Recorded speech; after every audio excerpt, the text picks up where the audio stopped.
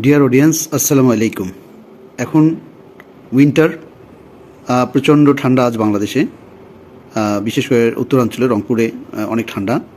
তো আপনাদেরকে জানিয়ে রাখি, আমি ইংল্যান্ডে 1 বছর ছিলাম, জার্মানিতে গিয়েছি, ইউরোপে আমি দেখেছি এবং আমেরিকা একই তথ্য। সেই সমস্ত দেশ আমরা উন্নত দেশ বলি, সেখানে কিন্তু বছরের বেশিরভাগ সময় ঠান্ডা থাকে, প্রচণ্ড ঠান্ডা, মাইনাসে চলে যায় অনেক সময় তাপমাত্রা। তো সেখানে কিন্তু মানুষকে অনেক কঠোর পরিশ্রম করতে হয়। ঠান্ডার মধ্যেও মানুষ কখনো বসে থাকে না, কঠোর পরিশ্রম করে জীবিকা নির্বাহ করে। তো সেখানে রাতে মানুষজন ঘুমাতে যায় রাতে, তখন মানুষকে ঘুমানোর যে বাড়িটা আছে সেই বাড়িটা হিট দিতে হয়, হিট দিয়ে গরম করে তারপরে ঘুমাতে হয়। আমাদের বাংলাদেশে কিন্তু সেরকম পরিস্থিতি নেই, আমাদের বাংলাদেশের বাড়িঘরগুলোকে হিট দিতে হয় না। আর আমরা মোটামুটি একটা প্রস্তুতি থাকলেই আমরা ঠান্ডা মোকাবেলা করতে পারি। আমাদের ঠান্ডা মাইনাসে খুব কম চলে যায়, এই জন্য আমরা আল্লাহর কাছে শুকরিয়া আদায় করি।